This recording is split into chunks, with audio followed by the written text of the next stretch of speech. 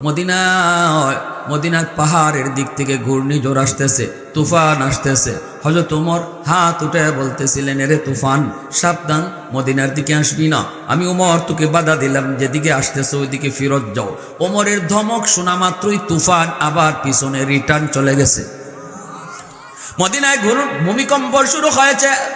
হযরত ওমর ফারুক রাদিয়াল্লাহু তাআলা আনহু লাঠি গুতা দিয়া মদিনার জমিনে ধমক দিয়া বলতেছে, জমিন থাম। যেই জমিনে দু জাহানের বাদশা ঘুমায় আছে, যেই জমিনে আবু বকর সিদ্দিক ঘুমায় আছে, যেই জমিনে ওমরের শাসন চলে, এই জমিন তুই কেমনে সাহস করলি ভূমিকম্পের, কেমনে সাহস করলি তুই কেঁপে উঠার? থাম থাম কইয়া যেই লাঠি দিয়া গুতা দিছেন, মদিনার জমিন সেই যে থামছে, সেই যে থামছে, আজও থেমে আছে। কিয়ামতের আগ পর্যন্ত মদিনা থেমেই থাকবে। মদিনা আজও পর্যন্ত কোনো ভূমিকম্প হয় নাই, কিয়ামতের আগেও আর ভূমিকম্প হবে না। आवाज दिया कौन सुबहान अल्लाह।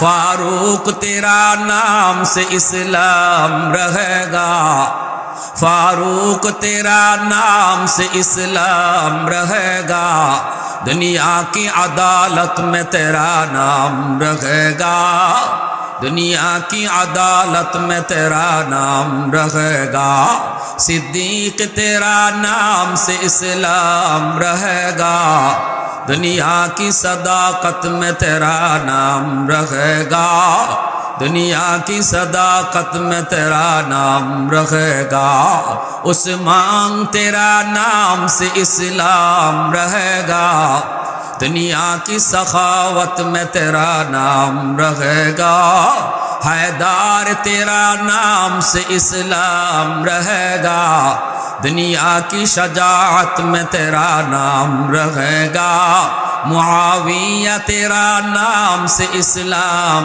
रहेगा, दुनिया की सियासत में तेरा नाम रहेगा, बेलाल तेरा नाम से इस्लाम रहेगा, दुनिया की मुअज्जिन में तेरा नाम रहेगा।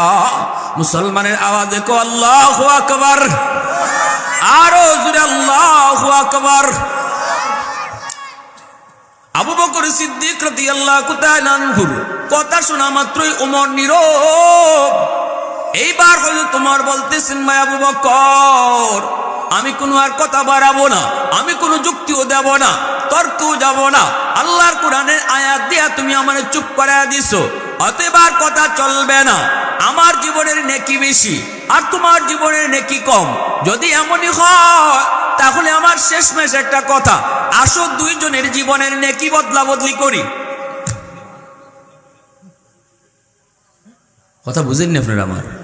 হ্যাঁ, আমার জীবনের নেকি বেশি, তুমি বলতেছো আমার জীবনের নেকি বেশি, তোমার কম। আমি কথা কই না বলে আমার কম তোমার বেশি কোথায় যাইতাম না। তবে আমি এই কথাতে একমত, আও জীবনে নেকি বদলাইলাই, তোমার জীবনের নেকি আমারে দিলাও, আমার জীবনের নেকি তোমারে দেয়া দেই। যেহেতু আমার বেশি, তাহলে বেশিটা তুমি লয়ে যাও, তোমার কমটা আমারে দিয়া লাও। সিদ্দিক আকবর নীরব হয়ে যখন একটু মতামত পেশ করবেন, এমনি হযরত ওমর আবারও ডাক দিয়া বলতেছে, ভাই আবু বকর, তোমার জীবনের সব নেকি লাগবে না, আমারে তোমার জীবনের এক রাইতের নেকি দিবাইনি।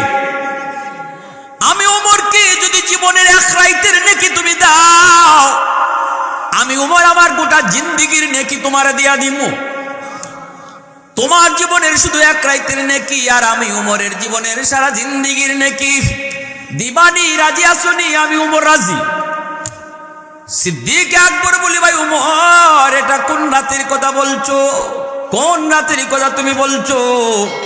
তখনই হযরত ওমর চোখের পানি জড়ায় কাঁদে আর বলে, ভাই আমি ওই রাতের কথা বলছি যেই রাত্রে তুমি আমার মায়ার নবীর সাথে মদিনায় হিজরত করেছিলা, যেই রাত্রে মক্কা থেকে মদিনায় তুমি রাসূলের সাথে হিজরত করেছো, ওই রাতের নেকিটা যদি আমাকে তুমি দাও, আমি উমর আমার গোটা জিন্দেগীর নেকি তোমাকে দিয়ে দিমু, গোটা জিন্দেগীর নেকি তোমাকে দিয়ে দিমু।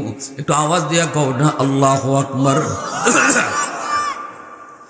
বাইরে একটু খেয়াল করে শুনো, আমাদের ভিতরে প্রতিযোগিতা হলো দুনিয়া লইয়া, আমাদের ভিতরে আলোচনা হলো দুনিয়া লইয়া।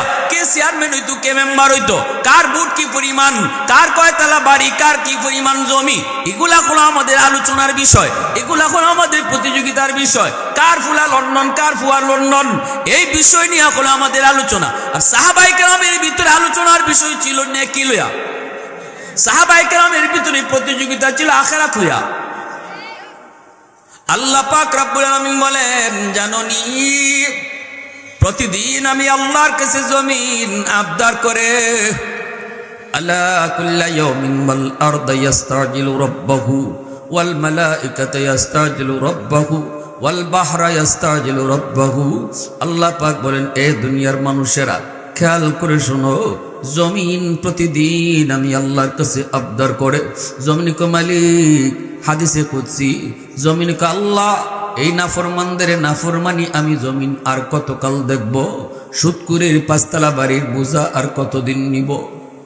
বেনামাজির পায়ের আওয়াজ আর কতদিন শুনব গো মালিক? ওই নেশাকুরের পায়ের আওয়াজ কতদিন শুনবো আল্লাহ? কতদিন কালার শুনবো? আসবিরু ইলা মাতা আসবিরু, ধৈর্য ধরবো তো আর কতকাল ধরবো? আল্লাহ অনুমতি দাও, আবতালিউ ইবনা আদম ফি করি, এই নাফরমান মানুষগুলাকে আমি জমিন গিলে ফেলি, এই নাফরমানদেরকে আমি জমিন গিলে ফেলি। বেনামাজি যেখানে দাঁড়ায় আছি ওই জায়গাতে আমি তারে সোজা দাফন করে ফেলি। আল্লাহ শুকর যেখানে দাঁড়ায় আছে ওখানে আমি তারে কবর দিয়ে ফেলি। বলুন তো আপনারা, জমিন কার আদেশে চলে? আল্লাহ যদি ইশারা দেয়, জমিন মুহূর্তের ভিতরে কবর বানাইতে পারেনি না পারে না? মুহূর্তের ভিতরে জমিন আমার কবর বানায় দিতে পারে, কবর বানায় দিতে পারে। কারণ আল্লাহ পাক রব্বুল আলামিন এমন বহু নজির আল্লাহ দেখাইছেন, কারণকে কিন্তু জমিনেই ধরছে, আজও জমিনে খাইতেছে, কিয়ামত পর্যন্ত জমিনে শুধু কারণে নিচেই নিতেছে। ঠিক কিনা? ঠিক কিনা? এজন্য আল্লাহ পাক কই জানো নি, জমিন আমি আল্লাহর কাছে আবদার করে, আল্লাহ অনুমতি দাও, ওই সুদকুরির 4 তলা 3 তলা 5 তলা বাড়ির বোঝা আর কতদিন নিব? ওর 1 তলা বাড়ির বোঝাটা আর কতদিন নিব? ওই সুদকুর ঘুষকুর নাফরমান যারা করে এদের পায়ের বোঝা আমি আর কতকাল নিব?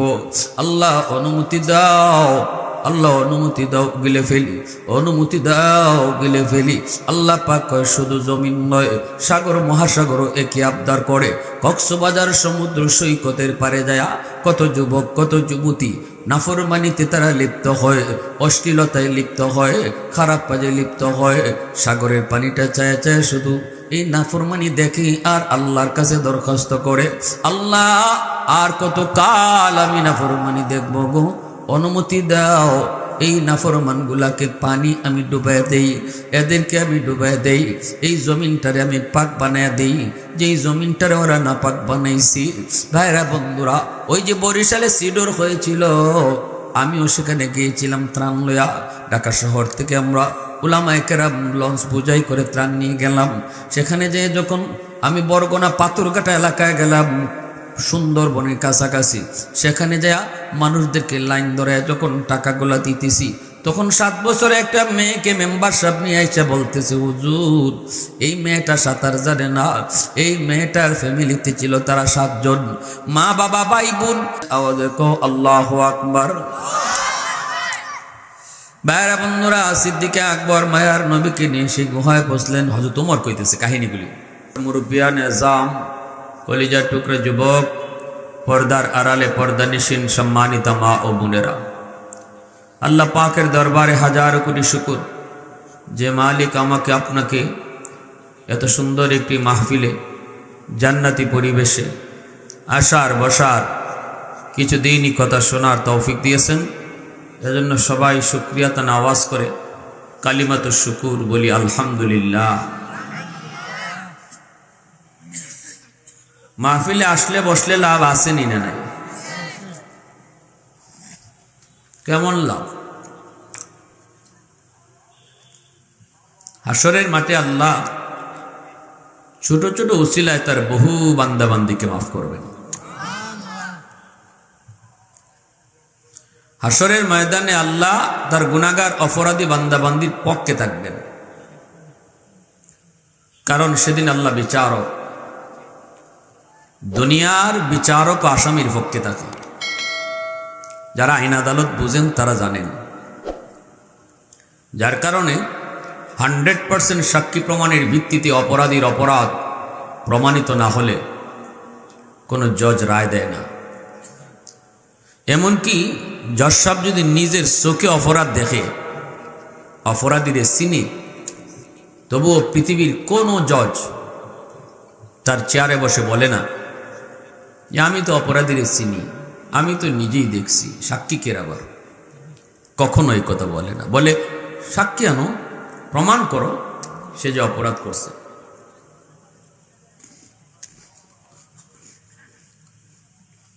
সাক্ষী প্রমাণের ভিত্তিতে অপরাধ প্রমাণিত না হওয়া পর্যন্ত কোনো জজ রায় দেয় না। তার মাইন্ডে চিন্তা চেতনায় থাকে শুধু কিভাবে তার শাস্তি কমানো যায়, কিভাবে আসামির খালাস দেওয়া যায়। দুনিয়ার নগণ্য বিচারক যদি আসামির পক্ষ লয়, সকল বিচারকের বিচারক আমার আপনার মালিক হাসরের মাঠে যখন বিচারের আসনে বসবেন, ওই দিনও আল্লাহ তার গুনাহগার অপরাধী বান্দাবান্দির পক্ষে থাকবা কিভাবে কারে মাফ করা যায়।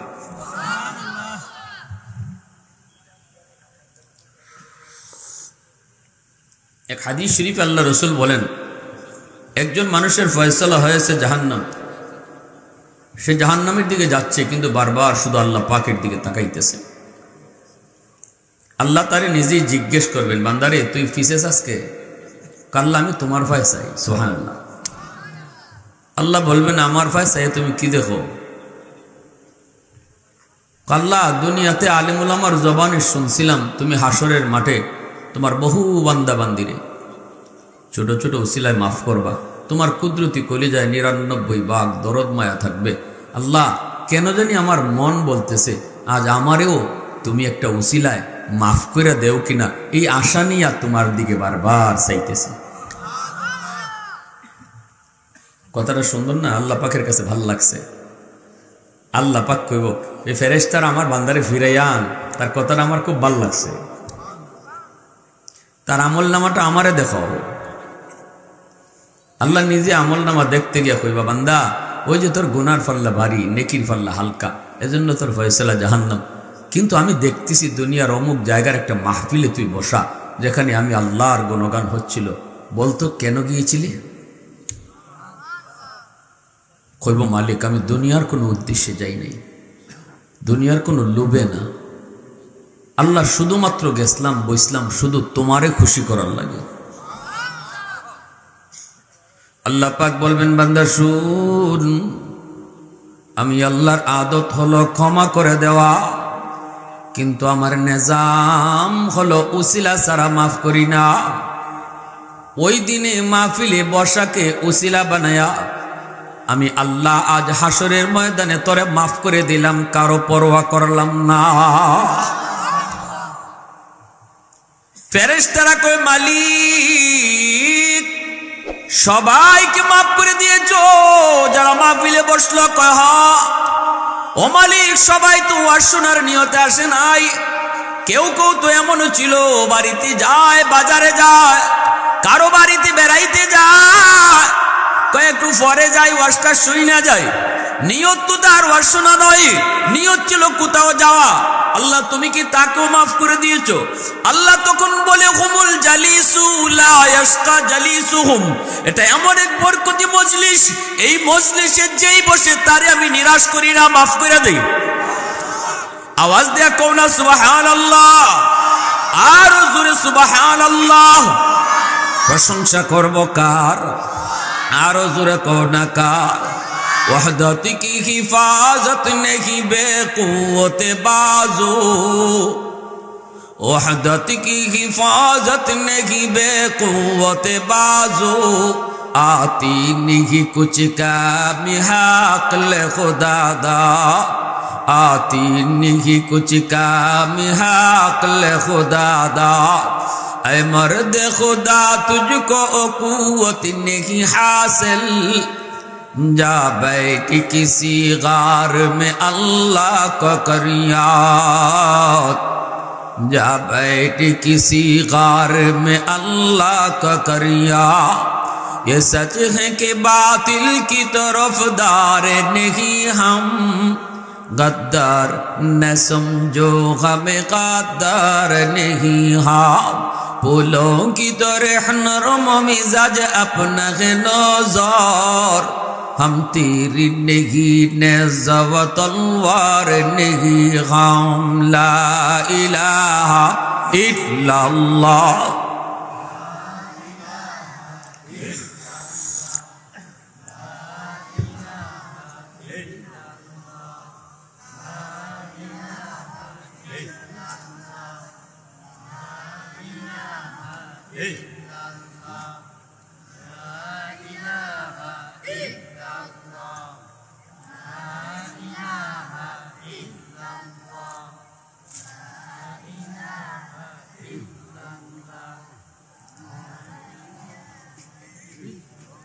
तो आवाज दिया ला इलाहा इल्लल्लाह।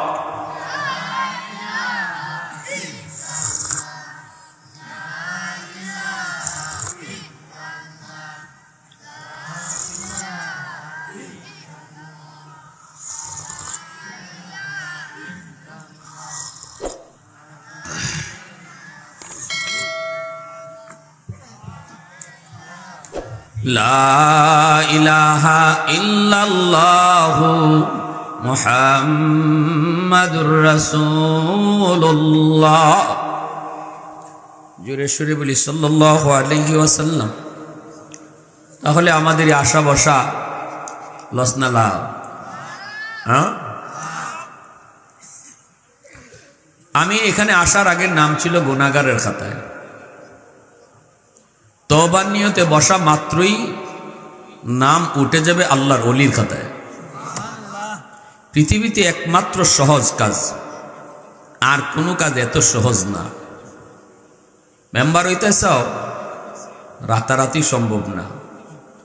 আটো গড়ে গড়ে যাও, 2 বছর আগে টার্গেট লো। চেয়ারম্যান হইতে চাও, 5 বছর আগে টার্গেট লো। ঠিক না নি? যদিও বাংলাদেশে আঙ্গুল ফুললে কলা গাছ হয়ে জায়গা, কলা পাতা খাওয়াইয়া কলা পাতা থাকলে, কাটলের পাতা থাকলে ছাগলের অভাব নাই। পয়সাওয়ালা হতে এরকম কিছু অভিমান আসেনি না নাই?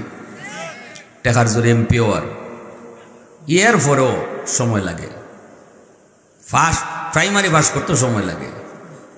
দোকানদার হইতে বালা দোকানদার, একদিনে অত অসম্ভব। ধৈর্যদের বইতা কমিয়া ফইলা লস খাও। এর পরে গিয়ে যদি লাভ দেখবার চাও, দেখতে পারবে। প্রথম মাসে যদি কসকসা লাভ গন্তায় চাও, হইতো না। ঠিক না নি? সময় লাগে না শুধু এক কাম, আর এই কামটা হলো আল্লাহর ওলি হওয়া। কেউ যদি আল্লাহর ওলি হতে চায়, মুহূর্তের ভিতরে সে আল্লাহর ওলি হতে পারবে। আর সেই পথটা হলো তওবা। যখনই সে কইলে আল্লাহ যা করছি জীবনে ভুল করছি, আর করতাম না, আল্লাহ এত খুশি হইল। আমার তেলাওয়াতকৃত আয়াতে আল্লাহ বলেন, এই তওবার উসিলায় আমি আল্লাহ তার পিছনের গুনাহ খালি মাফ করি তা না, বরং গুনাহ যেই পরিমাণ আছিল এই পরিমাণ নেকি দিয়া বদলায় দেব। এজন্য একজন তওবাকারীর আমল নামায় গুনাহ থাকে না শুধু তা না, বরং গুনাহ পরিমাণ নেকি হয়ে যায়। হাসরের মাঠে এজন্যই তওবাকারী আমল নামা দেখে চিনত না। কব আল্লাহ এটা কার আমল নামা তোমার ফেরেশতারা আমারে দিল? মনে হয় ভুলে অন্য কারোটা দিয়া দিছে। আল্লাহ কইবা কেনে? আল্লাহ এত আমল তো আমি করছি না। আল্লাহ তখন কইবা আমার ফেরেশতারা ভুল করে না রে বান্দা, আমার ফেরেশতারা যারে যেটা দেওয়ার তারই দেয়, এটা তোমারই। কইতে এত আমল? আল্লাহ এখন তোমার তওবা আমার অত পছন্দ হইছে, যার কারণে তোমার গুনারে মোচন করার পর, গুনারে মুচ্চা ফেলার পরে এই যে খালি জায়গা রইছিল আমল নামাজ, এই খালি জায়গার আমি আল্লাহ খালি রাখছি না, এটা আমার তরফ থেকে নেকি দিয়া ভরে দিছি। এত মায়া করুন আল্লাহ তওবাকারীকে, এত মায়া। এজন্য এক আয়াতে আল্লাহ বলেন, ইন্নাল্লাহা ইউহিব্বুত তাওয়াবিন ওয়া ইউহিব্বুল মুতাতাহহিরিন। তাওয়াবিনের ভালোবাসার কথা আল্লাহ আগে আনলেন, মুতাতাহহিরিনের ভালোবাসার কথা পরে নিলেন। এখানে দুই দলের ভালোবাসার কথা আল্লাহ বলছেন। এক দল হইল যারা গুনাহ করার পর তওবা করে, এদেরকে আল্লাহ ভালোবাসেন। আর এক দল হইল যারা গুনাহ করেই না, মুতাতাহহিরিন, এদেরকে আল্লাহ ভালোবাসেন। দেখেন এই দুই দলের ভালোবাসার মধ্যে যারা গুনাহ করেই না, এদের ভালোবাসার কথা আল্লাহ পরে নিছেন যে আমি এদেরকেও ভালোবাসি, কিন্তু পরে কইছেন, আগে কইছেন যারা গুনাহ হওয়ার পরে তওবা করিলায় এদেরকে আমি আল্লাহ বেশি ভালোবাসি। সুবহানাল্লাহি ওয়া বিহামদিহি সুবহানাল্লাহিল আযীম। এজন্য গুনাহ হয়ে যাওয়াটা অন্যায় না, গুনাহ হয়ে যাওয়াটা বড় অপরাধ না।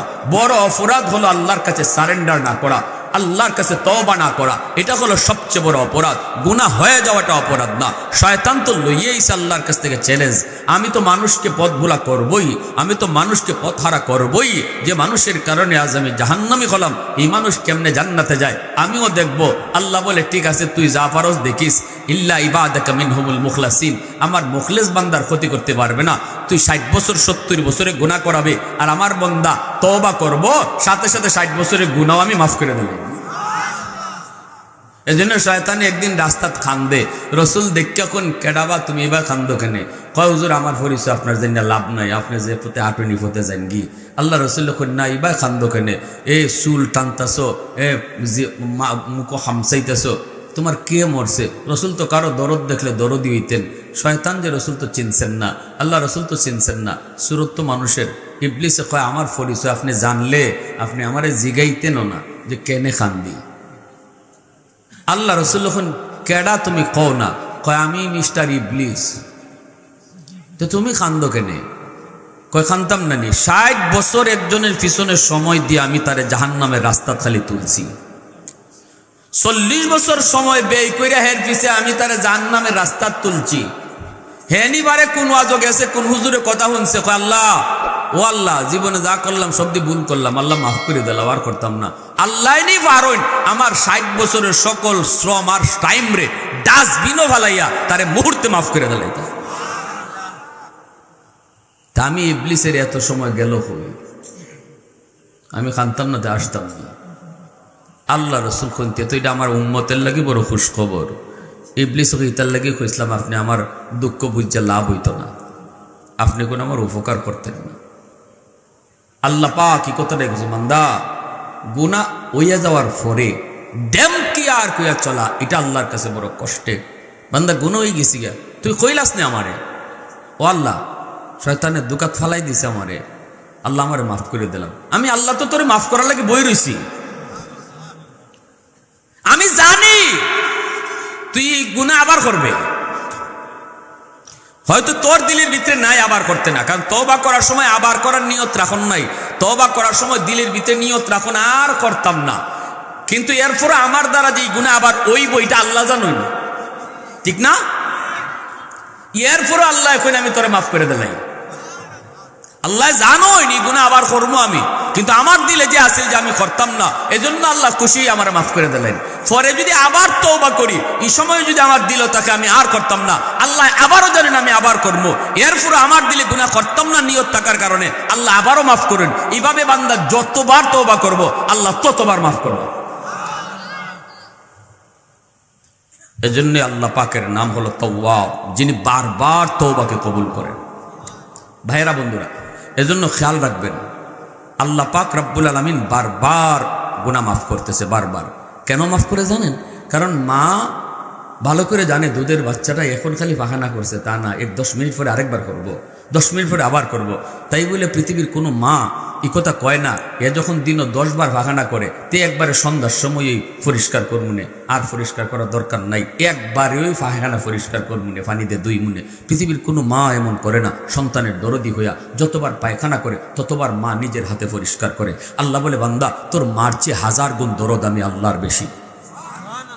এজন্য তুইও যতবার শরীরে ময়লা লাগাবি আমি আল্লাহ ততবারই তোর পরিষ্কার করবো। যদিও আমি জানি তুই আরেকবার ময়লা লাগাবি তখনও পরিষ্কার করবো, যদিও আমি আল্লাহ জানি আবার তুই ময়লা লাগাবি তবুও তোরে পরিষ্কার করবো। ইল্লা মান তাবা ওয়া আমানা ওয়া আমিলা আমালান সালিহা ফাউলাইকা ইউবাদদিলুল্লাহু সাইয়্যাতিহিম হাসানাত ওয়া কানাল্লাহু গফুরার রহিমা। আল্লাহ পাক রব্বুল আলামিন বলেন, নিশ্চয়ই যারা তওবা করব, ঈমান আনব, নেক আমল করব, আমি আল্লাহ তার পিছনের সব গুনাহকে নেকি দ্বারা বদলায় দিমু। হাসরের ময়দানে আল্লাহ পাক তওবাকারীকে বিন্দু পরিমাণ শরম দিতে চান না রে যুবক।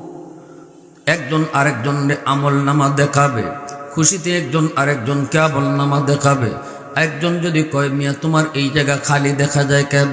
মনে হয় এখানে কোনো গুনাহ ছিল, মনে হয় আল্লাহ তোমাকে দয়া কইরা মাফ করে দিছে, গুনাহকে আল্লাহ দয়া করে মাফ করে দিয়েছে। এতটুকু শরম যেন তওবাকারীকে কেউ দিত না পারে। এজন্য আল্লাহ পাক গুনাহর কোনো আলামত রাখেন না। আল্লাহু আকবার। নিজের পক্ষ থেকে আল্লাহ পাক ওই খালি জায়গাটা নেকি দিয়া ভরপুর করে দেন। এজন্যই রাসূল বলেছেন, আত-তাইবু মিনাজ যামবি কামান লা যামবা লা। তওবাকারীর তওবাকে আল্লাহ এমন ভাবে কবুল করে রে যুবক, যেন তার আমলনামার ভিতরে কোনো গুনাহই নাই। আবু বকর সিদ্দিক রাদিয়াল্লাহু তাআলা আনহু, ওমর ফারুক রাদিয়াল্লাহু তাআলা আনহু, দুজন মায়ার নবীর প্রসিদ্ধ সাহাবী, আল্লাহ নবীর সম্পর্কে শ্বশুর। আবু বকর সিদ্দিক নবীর শ্বশুর, ওমর ফারুক রাদিয়াল্লাহু তাআলা আনহুমা দুজন নবীজির শ্বশুর। দুজন আল্লাহ নবীর সাহাবীদের মধ্যে সবচেয়ে বড় সাহাবী আবু বকর সিদ্দিক। একদিন ওমর ফারুক রাদিয়াল্লাহু তাআলা আনহুকে বলতেছেন, ভাই ওমর, তোমার জিন্দেগির নেকি আমার চেয়ে বেশি। সাথে সাথে হযরত ওমর বলেন, ভাই আবু বকর, এটা কেমনে আপনি বললেন? কোন যুক্তিতে বললেন? আমার নেকি আপনার চেয়ে বেশি হয় কেমন করে? উম্মতের ভিতরে আপনার মর্যাদা হলো সবার উপরে, নবীজির পরে উম্মতের মাঝে সবার উপরে, আমি ওমরের নেকি বেশি হয় কেমন করে? কোন যুক্তিতে একটু বলেন। সিদ্দিক আকবর বলেন, ভাই ওমর, কোনো যুক্তি নাই, তবে কোরআনের আয়াত দলিল। আল্লাহু আকবার জোরে কও। হযরত ওমর বলেন, ভাই আবু বকর, কোরআনের কোন আয়াতের ভিতরে আল্লাহ আমি ওমরের নেকির কথা কইল? আমি তো পাইলাম না। সিদ্দিক আকবর বলেন, কেন, তুমি কি এই আয়াত পড়ো নাই?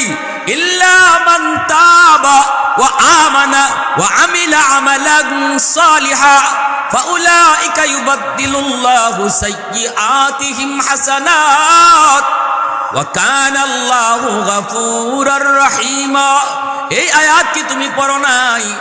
ওমর বলেন, হ, অবশ্যই আয়াত আমি পড়েছি, কিন্তু আয়াতের ভিতরে কোথায় আল্লাহ আমার নেকির কথা বলল, এই কথাটা তো আমি পাইলাম না।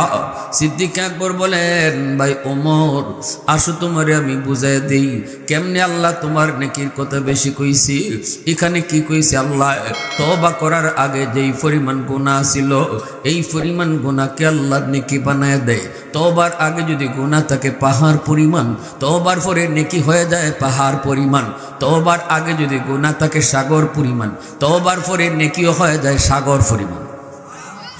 এটা তুমি বুঝছো নি? কয়, এই কথা তো আমিও বুঝছি। তাহলে তুমি এবার বলো, ইসলাম গ্রহণ করার আগে তুমি উমরের গুনাহ আমি আবু বকরের চেয়ে কম ছিল না বেশি ছিল? কয়, অবশ্যই আমার গুনাহ বেশি ছিল। সিদ্দিক বলেন, তাহলে এই ব্যাপারে তুমিও একমত, আমিও একমত। ইসলাম গ্রহণ করার আগে তোমার গুনাহ ছিল বেশি, তাহলে তওবা করে ইসলাম গ্রহণ করার পর আল্লাহ যদি অতীতের গুনাহকে নেকি বানায় দেয়, তাহলে তোমার এখন নেকিও তো আমার থেকে বেশি হয়ে গেল। তোমার পিছনের গুনাহকে যদি আল্লাহ পাক নেকি বানায় দেয় ওমর, তাহলে এখন নেকিও তো তোমার বেশি হয়ে গেল, নেকিও তো আমার চেয়ে বেশি হয়ে গেল। এই কথা বলা মাত্রই সিদ্দিক আকবর যেই মাত্র এই কথাটা বললেন, ওমর ফারুক তিনি চুপ হয়ে গেলেন, নীরব হয়ে গেলেন। কারণ আল্লাহ পাকের কথার সামনে কোনো যুক্তি চলে না, আমার রসুলের কথার সামনে কোনো পণ্ডিতি চলবে না। আমার পণ্ডিতি ততক্ষণ যতক্ষণ আল্লাহ রসুলের কথা পাই না। যখনই আমি আল্লাহ রসুলের কথা পেয়ে যাব, তখন আমি পণ্ডিতের পণ্ডিতি বাতিল, আমি বিজ্ঞানীর বিজ্ঞানী বাতিল, আমি যুক্তিবিদের যুক্তিবিদ্যা তখন বাতিল। আল্লাহর কথাই ঠিক, রসুলের কথাই ঠিক। আমার মতে মত নয়, নবীর মতে মত। এর নাম হলো উম্মত। আওয়াজ দিয়ে বলেন ঠিক কি না? ওমর ফারুক রাদিয়াল্লাহু তাআলা আনহু চুপ হয়ে গেলেন। হযরত ওমর এত গরম, মানুষ নরম হয়ে গেলেন, কারণ আল্লাহর কোরআন সামনে হাজির। হযরত ওমর কত গরম ছিলেন রে যুবক। হযরত ওমর মদিনার পাহাড়ের দিক থেকে ঘূর্ণিঝড় আসতেছে, তুফান আসতেছে। হযরত ওমর হাত উঠে বলতেছিলেন, এরে তুফান সাবধান, মদিনার দিকে আসবি না। আমি ওমর তোকে বাধা দিলাম, যেদিকে আসতেছে ওইদিকে ফিরত যাও। ওমরের ধমক শোনা মাত্রই তুফান আবার পিছনে রিটার্ন চলে গেছে। মদিনায় ভূমিকম্প শুরু হয়েছে। হযরত ওমর ফারুক রাদিয়াল্লাহু তাআলা আনহু লাঠি গুতা দিয়া মদিনার জমিনে ধমক দিয়া বলতেছে, জমিন থাম। যেই জমিনে দু জাহানের বাদশা ঘুমায় আছে, যেই জমিনে আবু বকর সিদ্দিক ঘুমায় আছে, যেই জমিনে উমরের শাসন চলে, এই জমিন তুই কেমনে সাহস করলি ভূমিকম্পের? কেমনে সাহস করলি তুই কেঁপে উঠার? থাম থাম কইয়া যেই লাঠি দিয়া গুতা দিছেন, মদিনার জমিন সেই যে থামছে, আজও থেমে আছে। কিয়ামতের আগ পর্যন্ত মদিনা থেমেই থাকবে। মদিনা আজও পর্যন্ত কোনো ভূমিকম্প হয় নাই, কিয়ামতের আগে আর ভূমিকম্প হবে না। आवाज दिया कौन सुबहान अल्लाह। फारूक तेरा नाम से इस्लाम रहेगा, फारूक तेरा नाम से इस्लाम रहेगा, दुनिया की अदालत में तेरा नाम रहेगा, दुनिया की अदालत में तेरा नाम रहेगा, सिद्दीक तेरा नाम से इस्लाम रहेगा, दुनिया की सदाकत में तेरा नाम रहेगा, दुनिया की सदाकत में तेरा नाम रहेगा, उस्मान तेरा नाम से इस्लाम रहेगा, दुनिया की सखावत में तेरा नाम रहेगा, हैदर तेरा नाम से इस्लाम रहेगा, दुनिया की शजाअत में तेरा नाम रहेगा, मुआविया तेरा नाम से इस्लाम रहेगा, दुनिया की सियासत में तेरा नाम रहेगा, बेलाल तेरा नाम से इस्लाम रहेगा, दुनिया की मुआजिन में तेरा नाम रहेगा। मुसलमानेर आवाज़ को अल्लाहु अकबर, आरो जुरे अल्लाहु अकबर। আবু বকর সিদ্দিক রাদিয়াল্লাহু তাআলা আনহু কথা শোনা মাত্রই ওমর নীরব। এইবার হযরত ওমর বলতেছেন, ভাই আবু বকর, আমি কোনো আর কথা বাড়াবো না, আমি কোনো যুক্তিও দেব না, তর্কও যাব না। আল্লাহর কোরআনের আয়াত দিয়া তুমি আমারে চুপ করায়া দিছো, অতএব আর কথা চলবে না। আমার জীবনের নেকি বেশি আর তোমার জীবনের নেকি কম। যদি এমনই হয় তাহলে আমার শেষমেশ একটা কথা, আসো দুইজনের জীবনের নেকি বদলা বদলি করি। কথা বুঝেন না আপনারা আমার? হ্যাঁ, আমার জীবনের নেকি বেশি, তুমি বলতেছো আমার জীবনের নেকি বেশি, তোমার কম। আমি কথা কই না বলে আমার কম তোমার বেশি কোথায় যাইতাম না। তবে আমি এই কথাতে একমত, আও জীবনে নেকি বদলাইলাই, তোমার জীবনের নেকি আমারে দিলাও, আমার জীবনের নেকি তোমারে দিয়া দেই। যেহেতু আমার বেশি, তাহলে বেশিটা তুমি লয়ে যাও, তোমার কমটা আমারে দিয়া লাও। সিদ্দিক আকবর নীরব হয়ে যখন একটু মতামত পেশ করবেন, এমনি হযরত ওমর আবারও ডাক দিয়া বলতেছে, ভাই আবু বকর, তোমার জীবনের সব নেকি লাগবে না, আমারে তোমার জীবনের এক রাইতের নেকি দিবাইনি। আমি ওমরকে যদি জীবনের এক রাইতের নেকি তুমি দাও, আমি ওমর আমার গোটা জিন্দেগীর নেকি তোমারে দিয়া দিমু। তোমার জীবনের শুধু এক রাইতের নেকি, আর আমি উমরের জীবনের সারা জিন্দেগীর নেকি দিবানি। রাজি আসনি? আমি উমর রাজি। সিদ্দিক আকবর বলি, ভাই উমর, এটা কোন রাতের কথা বলছো? কোন রাতের কথা তুমি বলছো? তখনই হযরত ওমর চোখের পানি জড়ায় কাঁদে আর বলে, ভাই আমি ওই রাতের কথা বলছি যেই রাত্রে তুমি আমার মায়ার নবীর সাথে মদিনায় হিজরত করেছিলা। যেই রাত্রে মক্কা থেকে মদিনায় তুমি রসুলের সাথে হিজরত করেছ, ওই রাত্রির নেকিটা যদি আমাকে তুমি দাও, আমি উমর আমার গোটা জিন্দিগির নেকি তোমাকে দিয়ে দিমু, গোটা জিন্দিগির নেকি তোমাকে দিয়ে দিমু। একটু আওয়াজ দিয়া কও না আল্লাহু আকবার। বাইরে একটু খেয়াল করে শোনো, আমাদের ভিতরে প্রতিযোগিতা হলো দুনিয়া লইয়া, আমাদের ভিতরে আলোচনা হলো দুনিয়া লইয়া। কে চেয়ারম্যান হইতো, কে মেম্বার হইতো, কার ভোট কি পরিমাণ, কার কয়তলা বাড়ি, কার কি পরিমাণ জমি, এগুলা হলো আমাদের আলোচনার বিষয়, এগুলা হলো আমাদের প্রতিযোগিতার বিষয়। কার ফুলা লন্ডন, কার ফুয়া লন্ডন, এই বিষয় নিয়ে হলো আমাদের আলোচনা। আর সাহাবায়ে কেরামের ভিতরে আলোচনার বিষয় ছিল নেকি লইয়া। সাহাবায়ে কেরামের ভিতরে প্রতিযোগিতা ছিল আখিরাত লইয়া। আল্লাহ পাক রব্বুল আলামিন বলেন, জানোনি প্রতিদিন আমি আল্লাহর কাছে জমিন আবদার করে, আলা কুল্লা ইয়াউমিন ওয়াল আরদু ইস্তাজিলু রাব্বাহু ওয়াল মালাইকাতু ইস্তাজিলু রাব্বাহু ওয়াল বাহরা ইস্তাজিলু রাব্বাহু। আল্লাহ পাক বলেন, এ দুনিয়ার মানুষেরা খেয়াল করে শোনো, জমিন প্রতিদিন আমি আল্লাহর কাছে আবদার করে। জমিন কো মালিক, হাদিসে কুদসি, জমিন কা আল্লাহ, এই নাফরমানদের নাফরমানি আমি জমিন আর কতকাল দেখব? সুদকুরের পাঁচতলা বাড়ির বোঝা আর কতদিন নিব? বেনামাজির পায়ের আওয়াজ আর কতদিন শুনব গো মালিক? ওই নেশাকুরের পায়ের আওয়াজ কতদিন শুনবো আল্লাহ? কতদিন কালার শুনবো? আসবিরু ইলা মাতা আসবিরু, ধৈর্য ধরবো তো আর কতকাল ধরবো? আল্লাহ অনুমতি দাও, আবতালিউ ইবনা আদম ফি করি, এই নাফরমান মানুষগুলাকে আমি জমিন গিলে ফেলি, এই নাফরমানদেরকে আমি জমিন গিলে ফেলি। বেনামাজি যেখানে দাঁড়ায় আছি ওই জায়গাতে আমি তারে সোজা দাফন করে ফেলি। আল্লাহ শুকর যেখানে দাঁড়ায় আছে ওখানে আমি তারে কবর দিয়ে ফেলি। বলুন তো আপনারা, জমিন কার আদেশে চলে?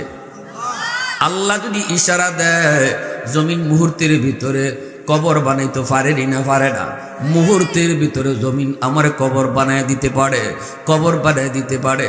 কারণ আল্লাহ পাক রব্বুল আলামিন এমন বহু নজির আল্লাহ দেখাইছেন, কারণকে কিন্তু জমিনেই ধরছে, আজও জমিনে খাইতেছে, কিয়ামত পর্যন্ত জমিনে শুধু কারণে নিচেই নিতেছে।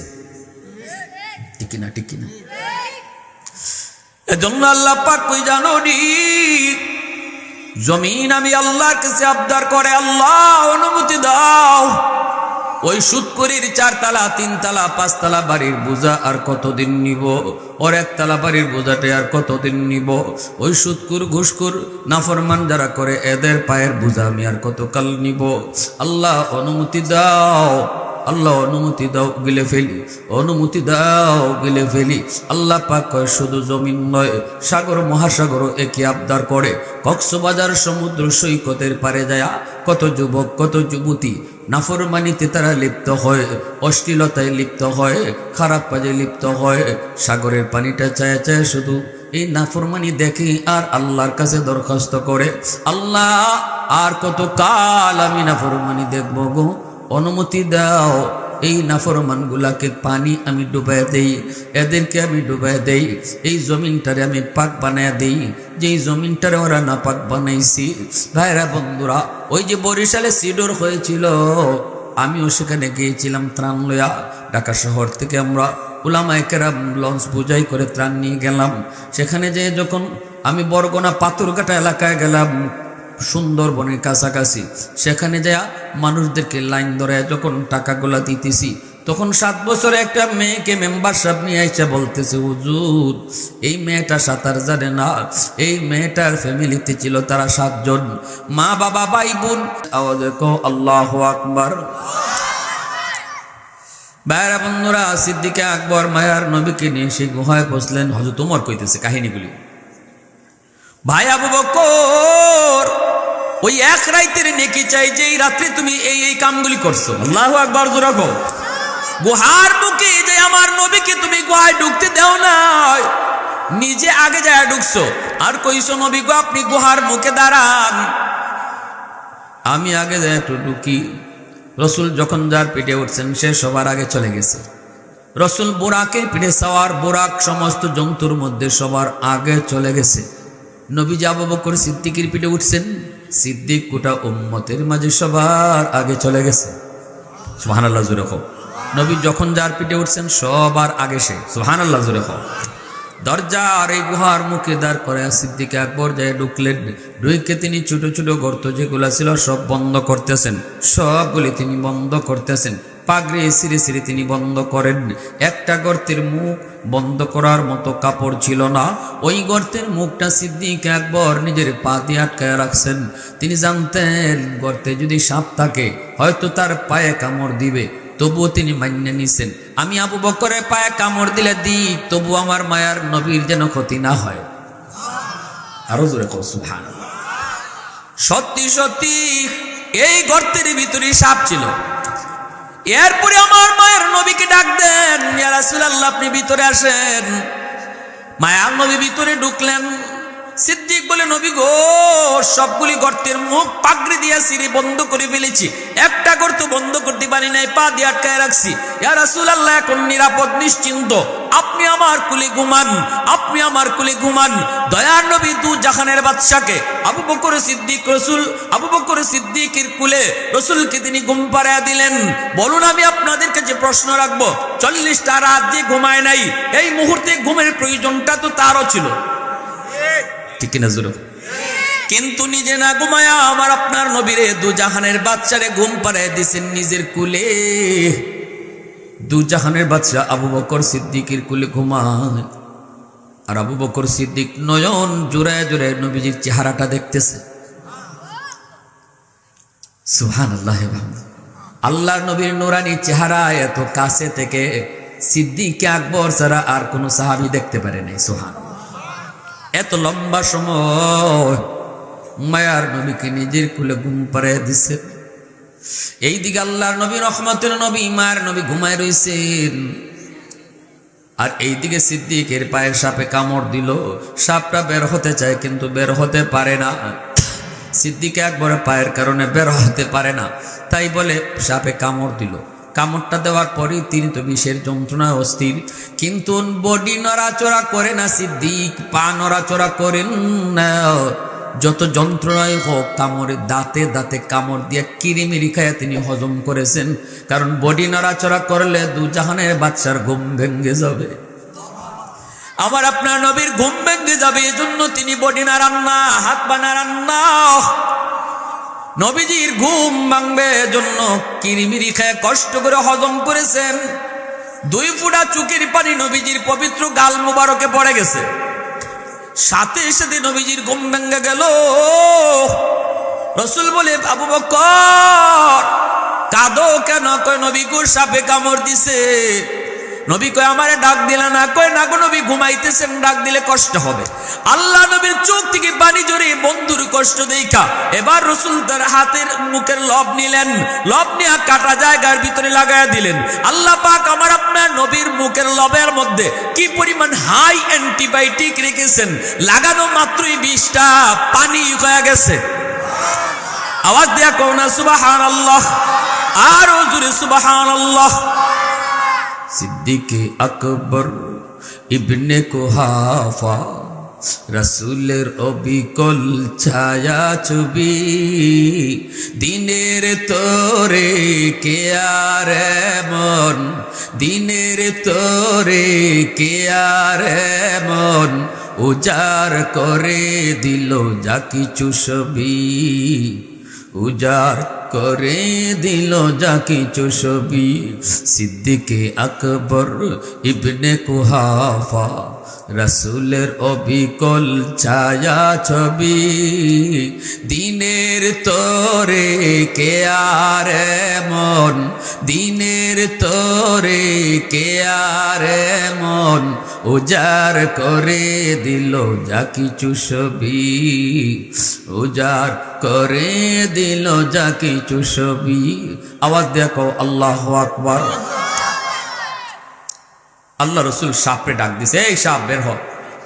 আমার আবু বকরকে কেন কামড় দিছ ক? সাথে সাথে আল্লাহ সাপের জবান খুলে দিছে।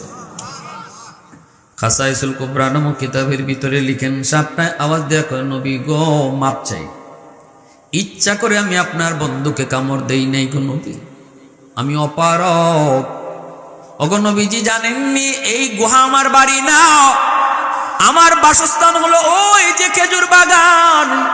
খেজুর বাগানে আমি থাকতাম, কিন্তু দুইজন তাওরাত কিতাবের আলেম আমার খেজুর বাগানের পাশ দিয়া যায়, আর আমার কাছে ইতার একটু বিশ্রাম নিছে একটা গাছে। ওই সময় একজন আরেকজনকে দেখায় বলতেছে, দোস্ত ওই যে গুহাটা দেখতেছো চিননি, এই গুহাটার কথাই আল্লাহ তাওরাত কিতাবে কইছে। এই সেই গুহা, যে গুহার নাম হলো গারে সুর। এখানে আখেরি নবী হিজরতের রাতে তিনি আশ্রয় নেবেন। ইয়া রাসূলুল্লাহ, কথাটা আমি সাফ শুনে ফেলেছি। ওই দিন থেকে আমি নিয়ত করেছি আর বাগানে থাকবো না, আপনাকে এক নজর দেখার জন্য আমি চলে এসেছি ওই গুহায়। রাত নাই দিন নাই অপেক্ষায়, আমি বেশি দূরে যাইও না গো নবী, আপনাকে এক নজর দেখার জন্য আত্মীয় স্বজন সব সাইরা, নিজের বাড়িঘর সাইরা, নিজের গ্রাম সাইরা গুহায় আইছি এক নজর আপনারা দেখবো। কিন্তু আজকে দীর্ঘদিনের মনের আশা আমার পূরণ হতে চলেছে। আপনার বন্ধুর পায়ের কারণে বের হতে পারি না, আর কোনো রাস্তাও নাই গো নবী। এজন্য বাধ্য হয়ে আমি আবু বকরের পায়ে কামড় দিয়েছি। পাটা সরানোর পর নয়ন জোরে আমি আপনারে দেখছি। সিদ্দিক আকবরের সামনে হযরত ওমর ওই কথাগুলি কন আর বলেন, ভাই আবু বকর, ওই একটা রাতের নেকি আমারে দিবানি, আমি ওমর আমার গোটা জিন্দেগির নেকি তোমারে দিয়া দিমু। এইবার আবু বকর সিদ্দিক রাদিয়াল্লাহু তাআলা আনহু তিনি চুপ হয়ে গেলেন। তিনি ডাক দিয়া বলতেছেন, ভাই ওমর, ওই রাতে আমার কি পরিমাণ নেকি হয়েছে আমি আবু বকর নিজেও তো জানি না। চলো আমরা দুজন নবীজির কাছে যাই, যাই আগে আগে একটু বুঝি ওই রাতে আমার কি পরিমাণ নেকি হয়েছে। দুজন চলে আসলেন নবীজির কাছে। আল্লাহর নবী বলতেছেন, কি ব্যাপার? দুজন একসাথে সালাম দিয়া সিদ্দিক আকবর বলে, ইয়া রাসূলুল্লাহ, ওগো নবী জানতে চাই, আমরা দুজন জীবনের নেকি বদলা বদলি করতে চাই। ওমর তার গোটা জিন্দিগির নেকি আমাকে দিয়ে দিতে চায়, বিনিময়ে আমার গোটা জিন্দিগি চায় না, এক রাতের নেকি চায় গো নবী। অথচ ওই রাতের নেকি আমার কি পরিমাণ হয়েছে আমার নিজেরও জানা নাই, আমি আপনার কাছে জানতে এসেছি। আল্লাহ রসুল বলেন, কোন রাত? কয় সেই রাতটা হলো আপনার সাথে হিজরতের রাত। আল্লাহ আল্লাহ নবী রহমতের নবী বলে, আবু বকর তুমি আমার শ্বশুর, ওমরও আমার শ্বশুর, অতএব আমি কোন কথা কইমু, কার পক্ষে যাইব কার বিপক্ষে যাইব, কে খুশি হইব কে নারাজ হইব, আমি লাইনই নাই। জীবনে নেকি বদলা বদলি করবা কি করবা না তোমাদের বিষয়, কিন্তু যেটা জানতে চেয়েছো হিজরতের রাতে তোমার কি পরিমাণ নেকি হয়েছে এটা তোমাকে বলি। গোটা উম্মতের নেকি যদি এক পাল্লায় রাখা হয়, আর তোমার শুধু ওই এক রাতের নেকি এক পাল্লায় রাখা হয়, তোমার নেকির পাল্লা ভারী হয়ে যাবে। ইল্লা মান তাবা ওয়া আমানা ওয়া আমিলা আমালান সালিহা ফাউলাইকা ইউবাদদিলুল্লাহু সাইয়্যাতিহিম হাসানাত ওয়া কানাল্লাহু গফুরার রহিমা। এবার সিদ্দিক আকবর কয়, ভাই ওমর, আমি তো অদ্দুর যে আমার নেকিটা আমি জানতাম না, না ভাই আমি বদলাইতে রাজি না। সুবহানাল্লাহ, জোরে কোন, আরো জোরে কোন না সুবহানাল্লাহ। তাহলে আমরা যদি গুনাহ করার পরে ড্যাম কেয়ার হয়ে চলি, এটা আল্লাহর কাছে বড় অপছন্দের। কিন্তু একজন মানুষ গুনাহ হয়ে যাওয়ার পরে যদি কইলে, আল্লাহ মাফ করে দিলাম, আল্লাহ ভুল করে লিছি, আল্লাহ আর করতাম না, আল্লাহ এখন বান্দা আমি জানোস তোরে তখন কি জাত মায়া করি, যার দ্বারা গুনাহ ওই না হের থেকেও তোরে আমি বেশি মায়া করি। এজন্য আল্লাহ পাক তাওয়াবিনের মহব্বতের কথা আগে আনছেন, আর মুতাতাহিরিনের কথা আল্লাহ পরে নিয়েছেন। কোন এক হাদিসে আসছে, আল্লাহ যদি দুনিয়ার মানুষ গুনাহ না করে, গুনাহ করার পরে যে ওই যে আল্লাহর কাছে কান্দাকাটি করে, আল্লাহর কাছে কান্দে, এটা আল্লাহর কাছে এত মায়া লাগে, এত ভাল লাগে, আল্লাহ এত ভাল লাগে। কোন ইরম্বাই যদি মানুষ আমার কাছে না কাঁদতো, তো এই মানুষ সব বাদ দিয়া আমি আরেক জাতি দুনিয়া ফাটাইতাম। কান্দাকাটিটা আমি আল্লাহর কাছে বড় ভাল লাগে। সুবহানাল্লাহ। গুনাহ যদি না ওই করতো বান্দা, তো এই বান্দার মানুষের রাখলামই না, এই মানুষ আমি ফালাই দিলাম না। গুনাহ করার পরে যখন কান্দে, কান্দাটা আমার কাছে মায়া লাগে।